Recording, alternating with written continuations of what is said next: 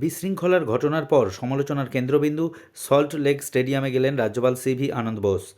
14ই December রবিবার স্টেডিয়ামে যান তিনি। সেখানকার সার্বিক পরিস্থিতি খতিয়ে দেখেন রাজ্যপাল। তদন্ত কমিটির সঙ্গে বিষয়টি নিয়ে আলোচনার কথা জানিয়েছেন তিনি। রাজ্যপালের দাবি, শনিবারের ঘটনা সকলের চোখ খুলে দিয়েছে।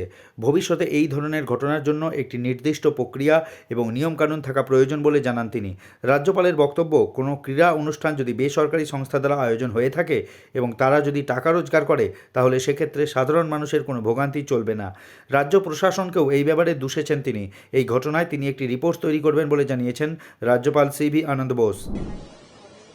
The steps to be taken. Number one, a judicial inquiry into the matter. This I had pointed out immediately after the incident took place. Number two, arrest of the organizers, not the organizers. Number three, refund the ticket money paid by the public. AIFF সভাপতি কল্যাণ চৌবে জানিয়েছেন, এই ঘটনায় শুধুমাত্র মানুষের টাকা নষ্ট হয়নি, দেশের ভাবমূর্তিও ক্ষুণ্ণ হয়েছে। তার দাবি, প্রধানমন্ত্রী ভারতকে ক্রীড়াক্ষেত্রে একটি শক্তিশালী দেশ হিসাবে তুলে ধরার চেষ্টা করছেন। সেখানে কলকাতার ঘটনা ভারতের এই দাবিকে প্রশ্নের মুখে ঠেলে দেবে। নিজেদের রাজনৈতিক স্বার্থে মেসিকে ব্যবহার করে ভোট প্রচার করা হয়েছে বলে অভিযোগ করেছেন Kalyan Choubey.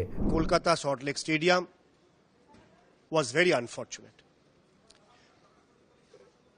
This will not only affect financially for the fans who has lost money by paying huge amount to buy tickets to watch Messi. This will cost India even much more, especially when Honorable Prime Minister is trying to portray India as a soft power through sport. Lionel মেসির অনুষ্ঠানে বিশৃঙ্খলার ঘটনায় আয়োজক শতদ্রু দত্তকে গ্রেফতার করেছে police. তাকে রবিবার 14ই December Bidhannagar আদালতে তোলা হলে 14 দিনের পুলিশ হেফাজতে পাঠানো হয়। Subscribe to One India and never miss an update.